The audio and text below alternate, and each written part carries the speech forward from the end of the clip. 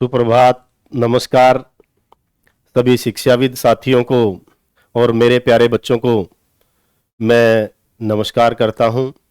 मैं संदीप कुमार, प्रवक्ता राजनीतिक विज्ञान, राजकीय वरिष्ठ माध्यमिक विद्यालय काबड़ी, डिस्ट्रिक्ट पानीपत से आपके बीच अपना एक और प्रोग्राम लेकर के आया हूं। आज 12वीं कक्षा के राजनीतिक विज्ञान विषय के उप विषय अंतर्राष्ट्रीय संगठन के बारे में हम फिर से बात करने के लिए यहाँ आए हैं। इस कड़ी में आज एजुसेट टेलीकास्ट के इस प्रोग्राम के लिए अंतर्राष्ट्रीय संगठन के भाग 2 विषय पर चर्चा करेंगे। पहले की चर्चा में हमने यूएनओ की बनावट, उसके अंग, उन अंगों की रचना, उनकी कार्यविधि को समझने की कोशिश की है। इस कड़ी में हम उसी से थोड़ा आगे बढ़ते हुए और अपने विषय को नई ऊंचाइयों की तरफ ले जाने का प्रयास करेंगे। अंतर्राष्ट्रीय संगठन के भाग 2 के बारे में हम बात कर रहे हैं। आज के हमारे व्याख्यान का उद्देश्य है बिल्कुल शीत युद्ध के बाद संयुक्त राष्ट्र संघ में सुधारों की क्या जरूरत है, किस तरीके के सुधार किए जाएं, वो सुधार आज के परिप्रेक्ष्य में कितने महत्वपूर्ण हैं, उन पर अपने विद्यार्थियों की और अपने शिक्षाविद साथियों की एक आलोचनात्मक सोच हम तैयार कर पाएं, ऐसा हमारे लिए बड़ा ज़रूरी है और आज के समय की मांग भी है। बिल्कुल वही आज के व्याख्यान का हमारा उद्देश्य है। हम बिल्कुल इस विषय पे भी चर्चा करेंगे कि किस तरीके के सुधार संयुक्त राष्ट्र संघ में किए जाने चाहिए, इन सुधारों की प्रकृति क्या हो, इसमें ढांचागत सुधार कौन कौन से शामिल हैं और उसकी कार्य प्रणाली के यानी ढांचागत सुधारों के साथ साथ उसकी प्रक्रिया में जो बदलाव किए जाएं, उन सुधारों को भी विस्तार से हम जानने की चर्चा करेंगे। इसके अलावा बिल्कुल पाठ का परीक्षा उपयोगी अध्ययन करना भी हमारा उद्देश्य रहता है। विद्यार्थियों की परीक्षाओं में वो अच्छे नंबर ला सकें, इसी तकनीक के साथ हम उनसे और ज़्यादा जुड़ने का प्रयास कर रहे हैं। कोविड-19 के समय में ये प्रयास और ज़्यादा महत्वपूर्ण और फलीभूत होते नजर आ रहे हैं। उसके लिए उत्कर्ष सोसाइटी और हरियाणा शिक्षा विभाग बहुत महत्वपूर्ण प्रयास आप लोगों के लिए कर रहे हैं। यही हमारे इस व्याख्यान का उद्देश्य है। व्याख्यान के क्षेत्र की चर्चा करें तो ढांचागत और प्रक्रियागत सुधारों में कौन कौन से सुधार शामिल हैं, उन पे चर्चा करेंगे। इसके साथ हम चर्चा करेंगे कि सोवियत संघ रूस के बिखर जाने के बाद एक ध्रुवीय विश्व में अंतर्राष्ट्रीय संगठनों की, यूएनओ जैसे संगठनों की क्या भूमिका है, उनका क्या औचित्य बचता है। हम इस बात के बारे में भी चर्चा करेंगे कि संयुक्त राष्ट्र संघ की संरचना में जो सुधार करने का जिक्र आता है, वो सुधार क्यों आवश्यक हैं, क्या उनके बिना काम नहीं चल सकता। अगर वो सुधार आवश्यक हैं तो फिर हम इसी कड़ी को और आगे बढ़ाते हुए चर्चा करेंगे कि किस किस तरीके के सुधार उसमें किए जा सकते हैं। बिल्कुल वो हमारे आज के व्याख्यान का क्षेत्र है। संयुक्त राष्ट्र संघ की सुरक्षा परिषद में कौन से सुधार महत्वपूर्ण हैं, वो व्याख्यान का केंद्र बिंदु है। इसके साथ ही संयुक्त राष्ट्र संघ का न्यायाधिकार कहाँ तक है और उसको कहाँ तक विस्तृत किया जा सकता है, किस तरीके के नए मुद्दों और नए क्षेत्रों की तरफ संयुक्त राष्ट्र संघ को आगे बढ़ना चाहिए, वो भी हमारे इस व्याख्यान का केंद्र बिंदु रहेगा। हम ये भी चर्चा करेंगे कि भारत जो संयुक्त राष्ट्र संघ की सुरक्षा परिषद में अपनी स्थायी सदस्यता के लिए आज दावेदारी कर रहा है, वो दावेदारी कहाँ तक उचित है, किन तथ्यों के आधार पर हम उसकी दावेदारी का स्वागत करें, क्या विश्व बिरादरी उस दावेदारी को, इन तथ्यों को समझने के बाद स्वीकार करेगी। हम उसी मुद्दे की तरफ आगे बढ़ेंगे। हम ये भी जानेंगे कि एक ध्रुवीय विश्व में संयुक्त राष्ट्र संघ कहां तक कारगर और सफल हो पाया है। अगर ये संस्था सफल रही है तो बड़ी अच्छी बात है, अगर कुछ विफलताएं नजर आती हैं तो संस्था में सुधार बनता है। वो व्याख्यान का क्षेत्र आज रहेगा। हम अगर बात करें सब्जेक्ट के परिचय की तो पहले भाग में हम पढ़ चुके हैं संयुक्त राष्ट्र संघ के विभिन्न अंग, उनके काम, उनकी बनावट का तरीका हम जान चुके हैं। परंतु एक और चीज को हमें साथ में ध्यान रखना है कि जब संयुक्त राष्ट्र संघ का जन्म हुआ, यानी दूसरे विश्व युद्ध के तुरंत बाद, आज संसार में वैसी ही परिस्थितियां नहीं रही, वो परिस्थितियां बदल चुकी हैं। संयुक्त राष्ट्र संघ उसकी बनावट के समय 1945 की सांसारिक वास्तविकताओं को आज दिखा रहा है, जबकि आज के संसार में शीत युद्ध की समाप्ति के बाद के परिप्रेक्ष्य में अगर हम ज्यादा कहें तो उसमें काफी बड़े बदलाव हो चुके हैं। उन बदलावों को ध्यान में रखते हुए संयुक्त राष्ट्र संघ की संरचना में भी बदलाव करना पड़ेगा, नहीं तो यह संस्था अव्यवहारिक हो जाएगी। इस संस्था को बनाए रखना संसार की भलाई के लिए है, इसलिए संस्था को खत्म करने की बजाय सुधार ही एक महत्वपूर्ण रास्ता बचता है, जो इस संस्था के साथ साथ इसके उद्देश्यों को भी पूरा करने में हमारी सहायता करेगा। वही पाठ की परिस्थितियों के अनुसार आज हम देख रहे हैं इस संगठन की बनावट में, इसके ढांचे में जो बदलाव जरूरी हो गए हैं, उसके कारण क्या है, किस वजह से वो सुधार हमें करने चाहिए, वो परिस्थितियां हमें समझा रही हैं कि क्यों ये सुधार जरूरी हो गए हैं और इनका समाधान किस तरीके से किया जाए ताकि अंग और ज्यादा प्रभावशाली तरीके से काम कर सके। हम सही मायने में अगर विषय की शुरुआत करें तो सबसे पहले हमें यही समझना होगा कि संयुक्त राष्ट्र संघ में सुधारों की जरूरत क्यों है, संयुक्त राष्ट्र संघ को क्यों चाहिए सुधार, उसकी कार्य प्रणाली क्या ठीक नहीं है जिसके लिए सुधार जरूरी है। कोफी अन्नान, जो कि यूएन के पूर्व महासचिव भी रहे हैं, मूल रूप से घाना के निवासी थे। 1997 से सन 2006 तक संयुक्त राष्ट्र संघ के महासचिव रहे। 2001 में संयुक्त राष्ट्र संघ और कोफी अन्नान जी को संयुक्त रूप से संसार के नोबेल शांति पुरस्कार से पुरस्कृत भी किया गया। उन्होंने 14 जुलाई 1997 को संयुक्त राष्ट्र संघ में सुधार का एक एजेंडा रखा था। उस एजेंडे का शीर्षक था संयुक्त राष्ट्र संघ का नवीनीकरण, सुधार के लिए एक कार्यक्रम। अन्नान ने संयुक्त राष्ट्र संघ की सुरक्षा परिषद में और इसके अलावा कई अन्य सिफारिशें उसके सुधार के लिए सुझाई। वर्तमान महासचिव एंटोनियो गुटेरस भी बिल्कुल उस बात से मना नहीं कर रहे हैं। उन्होंने भी अपने कार्यकाल की शुरुआत से ही इस तरीके के प्रस्तावों का समर्थन किया है और वो भी यूएन में सुधार के समर्थक रहे हैं।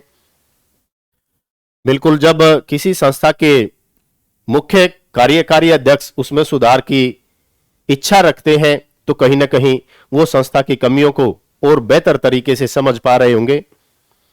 इस बारे में संसार के अलग अलग विद्वानों ने बहुत सा ध्यान भी अपनी ओर आकर्षित किया है अलग अलग किताबों के माध्यम से। उन्हीं को आप यहां देख रहे हैं। बिल्कुल, एक किताब तो इशारा कर रही है कोफी अन्नान जी के उसी एजेंडा की तरफ। गंभीर भट्ट के द्वारा यह किताब लिखी गई है और बताया गया है कि यूनाइटेड नेशन की आज क्या समस्याएं हैं और उन समस्याओं को कैसे फिक्स किया जा सकता है, उन समस्याओं का हल कैसे निकाला जाए। संयुक्त राष्ट्र संघ में सुधार आखिर जरूरी क्यों हो गए हैं? बिल्कुल, कड़ी दर कड़ी अगर हम इनको समझें तो नया ही परिप्रेक्ष्य हमें नजर आता है।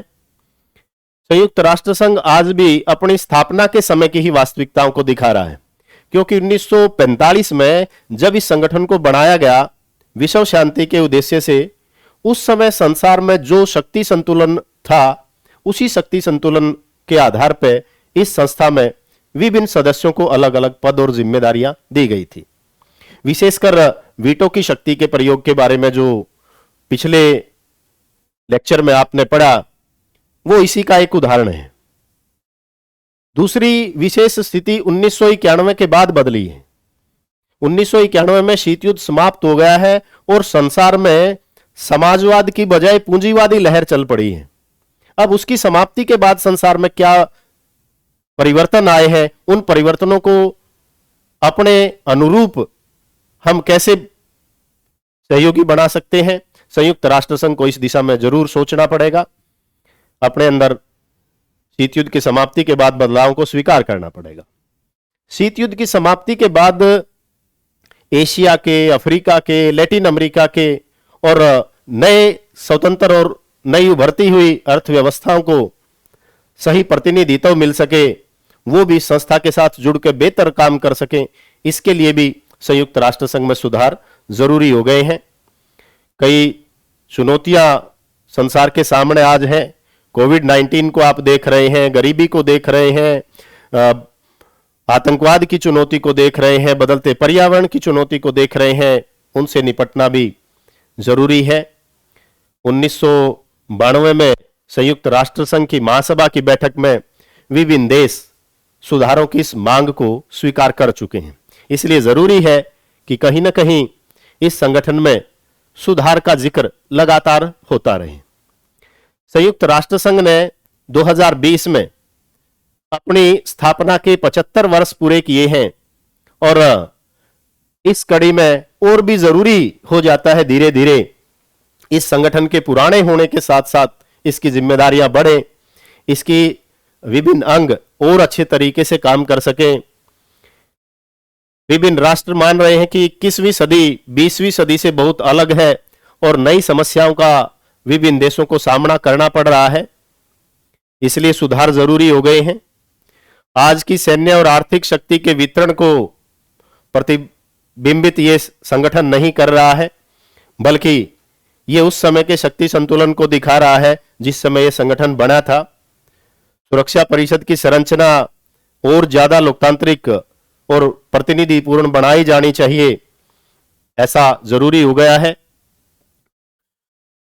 कोविड-19 जैसी समस्याएं, बेरोजगारी और 1929 की आर्थिक महामंदी जैसा माहौल हमारे सामने लेकर के आई हैं।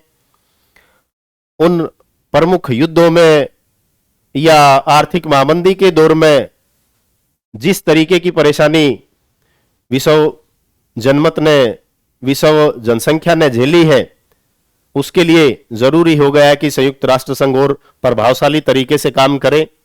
उसके लिए सुधार जरूरी है। ट्रांसनेशनल समस्याएं पैदा हो रही हैं, जैसे आतंकवाद है, महामारी है, जलवायु है, हथियारों का प्रसार है, गरीबी है, साइबर सुरक्षा है। ये ऐसी समस्याएं हैं जिनका कोई देश अकेले समाधान नहीं निकाल सकता। एक देश से दूसरे देश की सीमाओं की तरफ ये ट्रेवल कर रही हैं।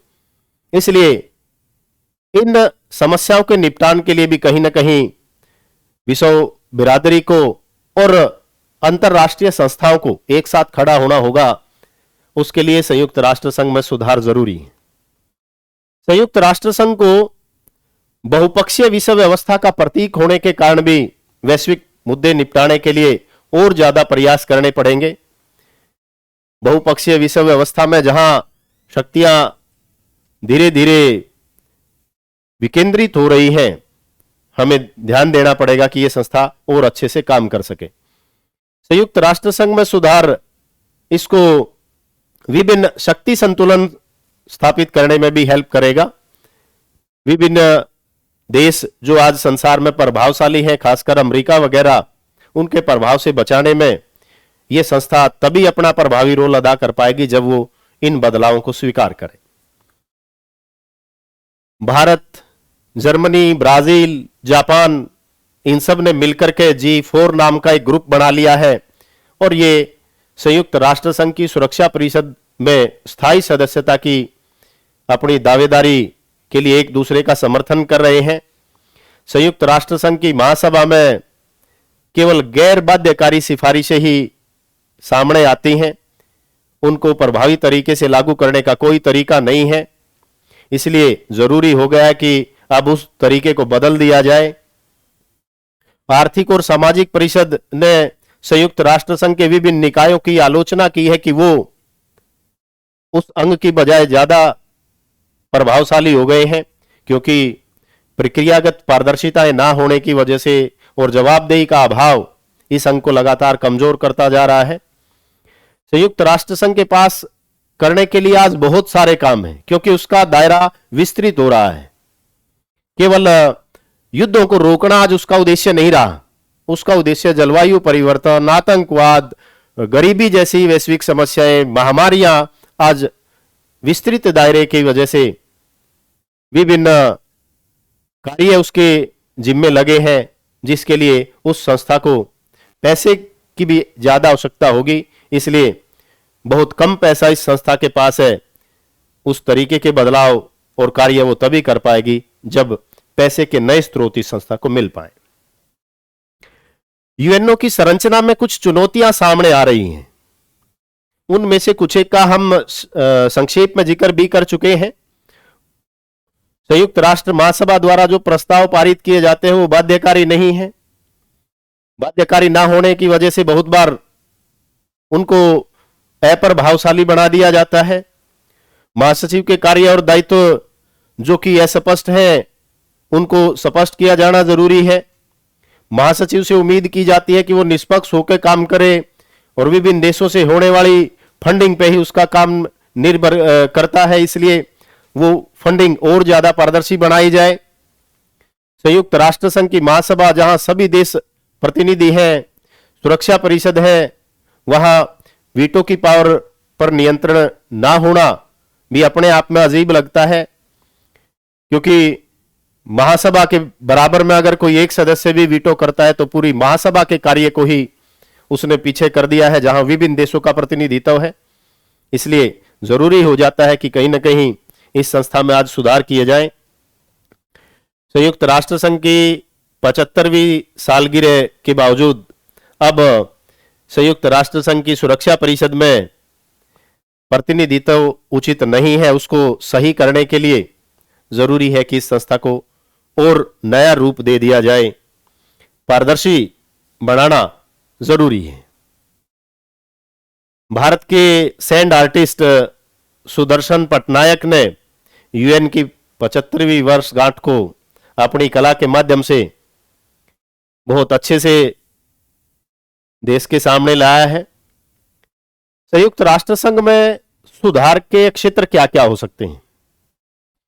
दो तरीके से हम उन क्षेत्रों को बांट सकते हैं। कुछ ढांचागत सुधारों की जरूरत है, जिसमें उसकी बनावट में सुधार, और दूसरे प्रक्रियागत सुधार, जिसमें उसके काम करने के तरीकों के सुधारों का जिक्र है। ढांचागत सुधारों में महासभा की बनावट में, सुरक्षा परिषद की बनावट में, वित्तीय व्यवस्था में सुधार मुख्य रहेंगे। प्रक्रियागत सुधारों में अगर ध्यान दें तो विभिन्न नीतियों के बारे में निर्णय की जो प्रोसेस संयुक्त राष्ट्र संघ में अपनाई गई है, उस प्रक्रिया में बदलाव का जिक्र हम विस्तार से आज जानेंगे। संयुक्त राष्ट्र संघ के क्षेत्र में सुधार में अगर हम ढांचागत सुधारों की बात करें तो सबसे पहले बात आती है महासभा में सुधार की। महासभा जो कि इसका महत्वपूर्ण अंग है, सभी देशों के सदस्य प्रतिनिधि उसमें होते हैं। विश्व पंचायत की तरह संसार जिसको देखता है, इसके प्रस्ताव बाध्यकारी प्रकृति के नहीं है, जो एक बड़ी कमजोरी है। 5 स्थायी सदस्यों की सहमति पर ही निर्भर करता है कि जो सुझाव महासभा ने दिए हैं वो तरीके से लागू हो पाएंगे या नहीं, क्योंकि विभिन्न बाध्यकारी व्यवस्थाएं लागू करने का जो जिम्मा है वो सुरक्षा परिषद का ही है। इसलिए यह संस्था कई बार महासभा को निष्प्रभावी बना देता है। इस प्रावधान को जरूर बदला जाना चाहिए। एक और जिक्र आया है कि महासभा को मजबूत करने के लिए शक्तिशाली देश महासभा में विभिन्न देशों को ऐसे अधिकार देने के लिए राजी नहीं होते जिससे उनके विशेष अधिकार प्रभावित होते हैं।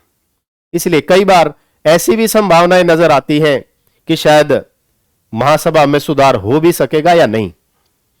परंतु केवल एक अकेले महासभा में ही सुधार से बात नहीं बनेगी।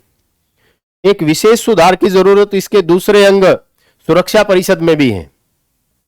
सुरक्षा परिषद खास अंग है जिसके पास बाध्यकारी शक्तियां भी हैं। इसी में आप देख भी रहे हैं स्क्रीन पे, बहुत बार स्थायी सदस्यों के द्वारा वीटो की शक्ति का प्रयोग किया जाता है। 15 जो सदस्य हैं उनमें 5 स्थायी सदस्यों के पास ये वीटो की शक्ति है। इसलिए ये मांग लंबे समय से की जा रही है, खासकर उन G4 के देशों के द्वारा जिनमें भारत, जापान, जर्मनी और ब्राजील शामिल है, कि उनको भी स्थायी सदस्य बनाया जाए। उस विषय पर आगे और विस्तार से हम आज चर्चा भी करेंगे। लेकिन ये वीटो की पावर विशेष उन 5 सदस्यों को ही मिले होना अब दूसरे देशों के लिए बड़ी समस्या बन गई है। इन 5 देशों को अगर किसी सुधार के लिए मनाने की बात आए तो वो अपनी उस विशेष शक्ति को खोना नहीं चाहते, इसलिए इस बदलाव की तरफ वो कोई दिलचस्पी दिखा ही नहीं रहे हैं। स्थायी सदस्यों के द्वारा अपनी इन वीटो जैसी शक्तियों का प्रयोग बहुत बार राजनीतिक हितों को साधने के लिए भू क्षेत्रीय राजनीति के उद्देश्यों से किया जाता है, इसलिए यह कई बार बहस का एक विषय बन जाता है। यूएन में वीटो, जो कि संयुक्त राष्ट्र संघ की सुरक्षा परिषद में 5 स्थायी सदस्यों द्वारा बार बार प्रयोग किया जाने वाला विशेष अधिकार है, अगर उसको ध्यान से देखें तो आप आंकड़े देख रहे हैं। सबसे ज्यादा बार रूस ने उसका प्रयोग किया है, अमेरिका भी ज्यादा पीछे नहीं रहा है, और 5 स्थायी सदस्यों में से ऐसा तो कोई देश बचा ही नहीं है जिसने कभी उसका प्रयोग किया ही ना हो। वर्तमान समय में बदलती हुई परिस्थितियों के हिसाब से अगर हम ध्यान दें, जिस तरीके से कोविड के बाद चीन और अमेरिका की होड़ में चीन आगे निकलने के प्रयास में है, निश्चित तौर पर हम कह सकते हैं कि इस शक्ति का भविष्य में दुरुपयोग करने की संभावनाएं बढ़ती नजर आएंगी। वित्तीय व्यवस्था में सुधार की भी जरूरत है, क्योंकि कोई संस्था तभी प्रभावशाली ढंग से काम कर पाएगी जब उसके पास वित्तीय स्रोत हो। आज के समय में इस संस्था की जिम्मेदारियां तो बहुत हैं, इसके क्षेत्र में विस्तार तो हुआ है, परंतु ध्यान से देखें तो जो इसमें कंट्रीब्यूशन करने वाले देश हैं उनमें 22% कंट्रीब्यूशन अकेले अमेरिका का है। Japan, China, Germany, France, England, धीरे धीरे विश्व की बड़ी महाशक्तियों का ही इसमें योगदान है।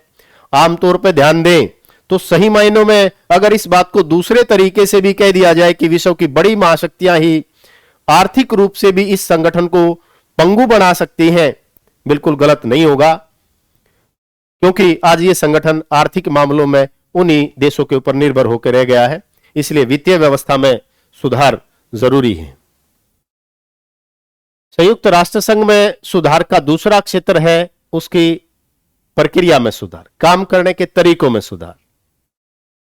यहां भी विशेषकर संयुक्त राष्ट्र संघ में वीटो की शक्ति को जरूर ध्यान में रखा जाना चाहिए।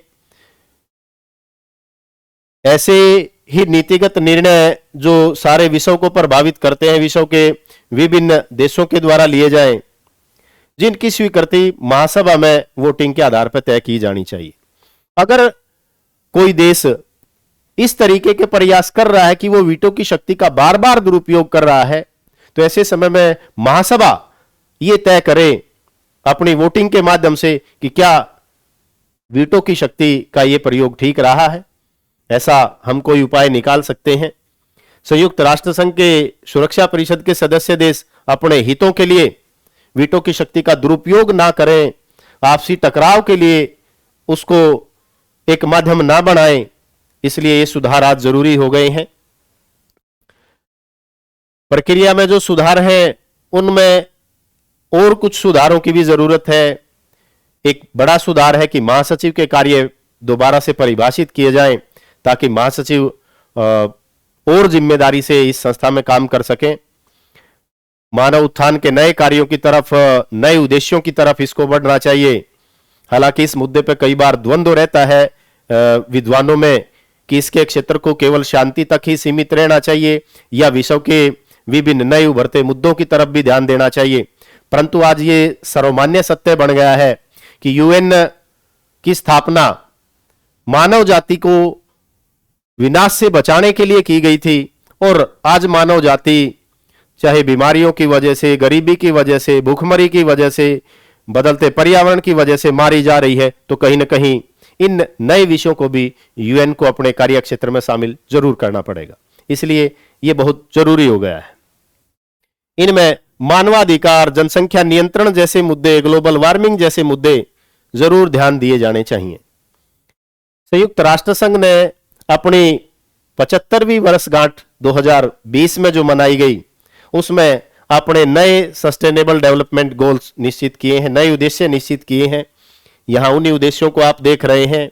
वो गरीबी को मिटाने की बात कर रहा है, भूखमरी के बारे में काम करने की बात कर रहा है, अच्छी हेल्थ स्वास्थ्य सुविधाओं का जिक्र कर रहा है, अच्छी एजुकेशन और जेंडर इक्वलिटी की बात कर रहा है। उन क्षेत्रों में और ज्यादा ध्यान दिया जाएगा। अफोर्डेबल क्लीन एनर्जी का जिक्र हो रहा है, क्लाइमेट के प्रति एक्शन लेने की बात कर रहे हैं और धीरे धीरे सबसे लास्ट में आप देख रहे हैं इन सब के लिए पार्टनरशिप फॉर द गोल भी कहा गया है। सभी देश अपनी उचित भागीदारी और सहयोग करें इन नए लक्ष्यों को प्राप्त करने में, तभी एक स्थायी विकास की तरफ संसार को बढ़ाया जा सकता है। इसलिए इन नए लक्ष्यों को देखते हुए भी सुधार जरूरी हो गए हैं। अब विशेष बात आती है कि यह सुधार जरूरी है और इन सुधारों के साथ साथ भारत और वो G4 के सभी देश सुरक्षा परिषद में स्थायी सदस्यता के लिए दावेदारी कर रहे हैं। क्या भारत की यह दावेदारी उचित है? उसी के बारे में आप एक बुक भी सामने देख रहे हैं कि भारत का क्या क्या रोल संयुक्त राष्ट्र संघ में रहा है। भारत की इस दावेदारी को उचित बनाने वाले कई कारण और दावे हैं जिनके आधार पर भारत इस दावेदारी को मजबूत बना रहा है। भारत यूएनओ का प्रारंभिक सदस्य रहा है। संसार की कुल जनसंख्या का 1/5 से ज्यादा भाग भारत में निवास करता है। संसार का सबसे बड़ा लोकतांत्रिक देश है। भारत एक उभरती हुई अर्थव्यवस्था है।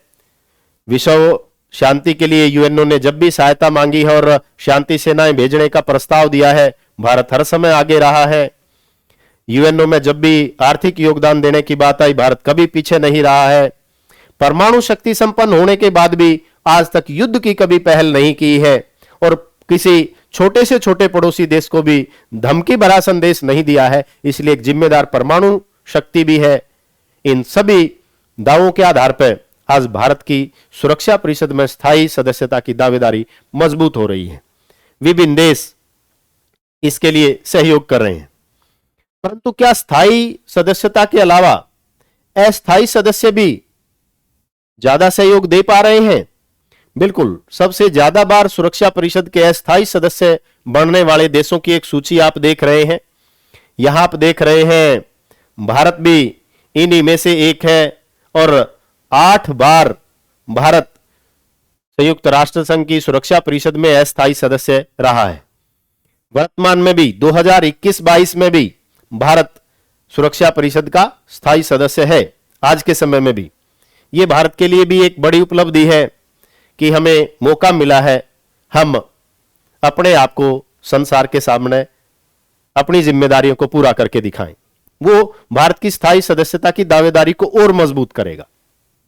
संयुक्त राष्ट्र संघ आज मानवाधिकारों के बारे में भी बात कर रहा है। बड़ी खुशी की बात है कि आज 10 दिसंबर ही है जो कि अंतर्राष्ट्रीय मानवाधिकार दिवस के रूप में मनाया जाता है। मानवाधिकार के बारे में संयुक्त राष्ट्र संघ का एक अंग बड़ी विशेष भूमिका निभाता है, United nation human right commission.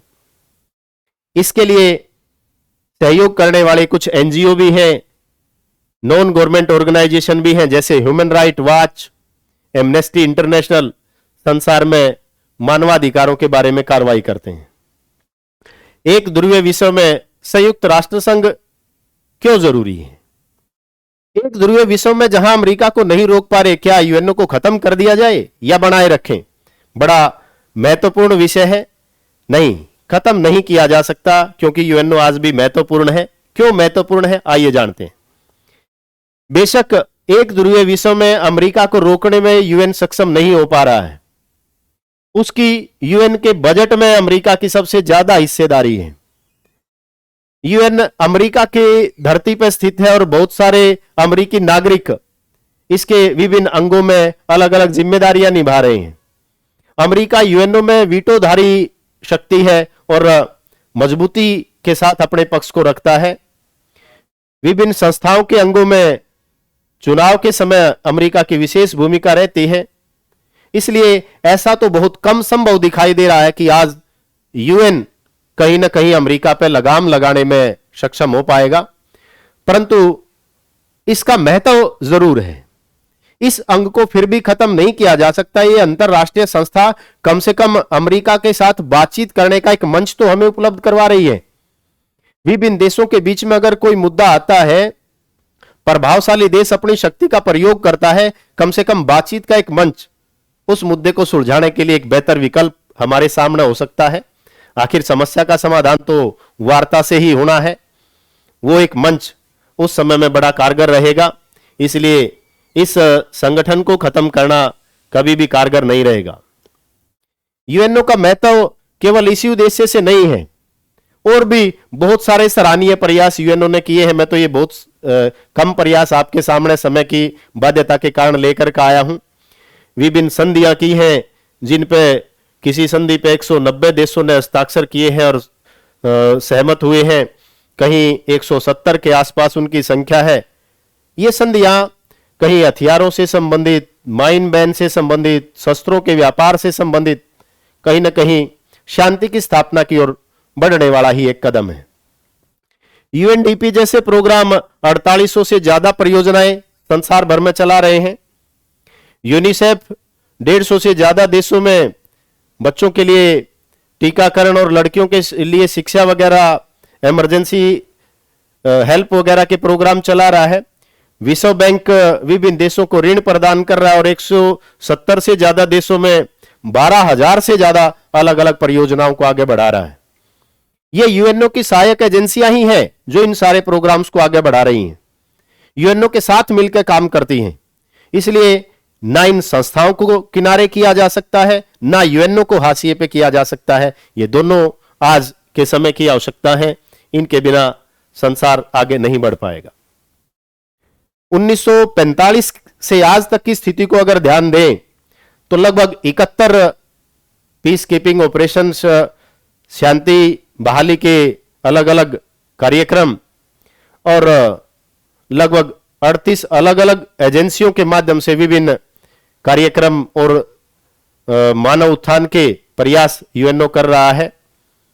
सदस्यों की संख्या भी 51 से बढ़कर के 193 हो गई है। आज तक 12 बार नोबेल शांति के लिए पुरस्कार यूएनओ या उनके किसी महासचिव को मिला है। जैसे कि हम जिक्र भी कर रहे थे, कोफी अन्नान यूएन महासचिव को उनके सराहनीय कार्यों के लिए विश्व शांति नोबेल पुरस्कार दिया गया। यूएनओ के साथ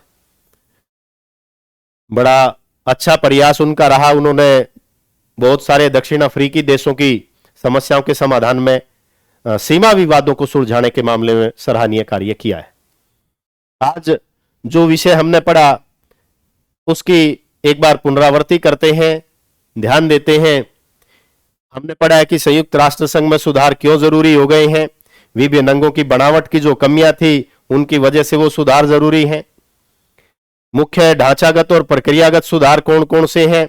हमने पढ़ा कि महासभा में, सुरक्षा परिषद में, इसकी वित्तीय व्यवस्था में, इन सभी में सुधार किए जाएं।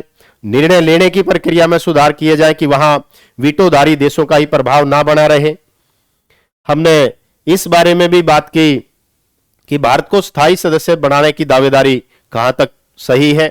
उसके संबंध में भारत ने अपने अलग अलग दावे पेश किए कि वो सबसे बड़ा लोकतंत्र है, अलग अलग विभिन्न मंचों पे यूएनओ के साथ खड़ा रहा है, अपना योगदान हमेशा यूएनओ के साथ आर्थिक रूप से और सैनिक रूप से साझा करता रहा है।